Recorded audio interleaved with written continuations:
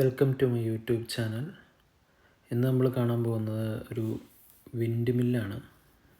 U കെയിലുള്ള വളരെ പഴക്കം ചെന്ന ഒരു വിൻഡ് മില്ലാണിത്.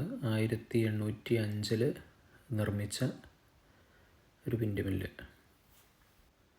ഇവിടെ വന്ന് നമുക്ക് ഒരുപാട് കാഴ്ചകളൊന്നും ഇവിടെ കാണാനില്ല. അത്യാവശ്യം ഒരു വലിയൊരു വിൻഡ് മില്ല്. നമുക്ക് ഫോട്ടോഷൂട്ട് കാര്യങ്ങൾക്കൊക്കെ പറ്റും. ഫോട്ടോ എടുക്കാനൊക്കെ അടിപൊളി ഏരിയയാണ്. പിന്നെ അത്യാവശ്യം നമുക്ക് വന്നിരിക്കാം. കടലിൻ്റെ സൈഡാണ്. അപ്പോൾ ഇതുപോലുള്ളൊരു ചെറിയൊരു ഏരിയ ഉണ്ട്. അപ്പോൾ അവിടെ പിള്ളേർക്ക് കളിക്കാം, നമുക്ക് ഇരിക്കാനും കാര്യങ്ങൾക്കൊക്കെ പറ്റിയ കുറച്ച് ഏരിയ ഉണ്ട്.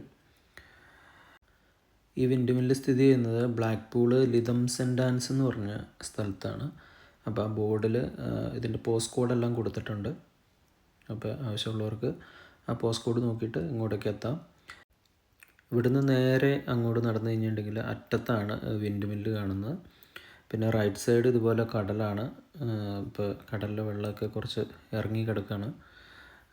പിന്നെ ലെഫ്റ്റ് സൈഡ് വലിയൊരു ഗ്രൗണ്ട് പോലെ നമുക്ക് കുട്ടികളെ കൊണ്ടുവന്നു കഴിഞ്ഞിട്ടുണ്ടെങ്കിൽ അവിടെ കളിക്കാനും കാര്യങ്ങൾക്കൊക്കെ ആയിട്ട് ഒരുപാട് ഏരിയ ഉണ്ട്. അതുപോലെ ആളുകൾ നടക്കാനും കാര്യങ്ങൾക്കൊക്കെ ആയിട്ട് ഇറങ്ങുന്നൊരു സ്ഥലമാണ്.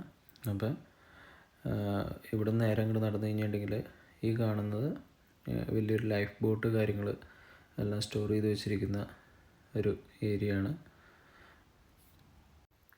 ഈ വിൻഡ് മില്ലിൻ്റെ ചരിത്രവും ബാക്കി ഡീറ്റെയിൽസ് എല്ലാം ടൂറിസ്റ്റുകൾക്ക് വേണ്ടിയിട്ട് അവിടെ ഡിസ്പ്ലേ ചെയ്ത് വെച്ചിട്ടുണ്ട്, ചെറിയൊരു ബോർഡ് പോലെ. അപ്പോൾ നമുക്കത് നോക്കി വായിച്ച് കാര്യങ്ങളെല്ലാം മനസ്സിലാക്കാം. പിന്നെ ഈ ലൈഫ് ബോട്ട് സ്റ്റോർ ചെയ്ത് വെച്ചിരിക്കുന്നതിൻ്റെ നേരെ മുമ്പിൽ വലിയൊരു നങ്കൂരം, പഴയ ഏതോ ഒരു കപ്പലിൻ്റെ ആണെന്ന് തോന്നുന്നു.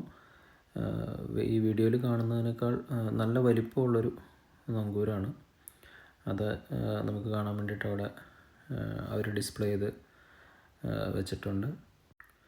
അത് കണ്ടതിന് ശേഷം നമ്മൾ കുറച്ച് മുമ്പോട്ടേക്ക് പോയി കഴിഞ്ഞിട്ടുണ്ടെങ്കിൽ നമ്മുടെ വിൻഡ് മില്ല് ഇരിക്കുന്ന ഏരിയ എത്തി. അപ്പോൾ അവിടെ ചെന്ന് കഴിഞ്ഞിട്ടുണ്ടെങ്കിൽ നമുക്കത് മേലോട്ട് കയറാനുള്ള സ്റ്റെപ്പ് കാര്യങ്ങളെല്ലാം അവിടെ തന്നെ ഉണ്ട്. അപ്പം നമുക്ക് അതിൻ്റെ മേളിൽ വരെ കയറി ചെല്ലാം.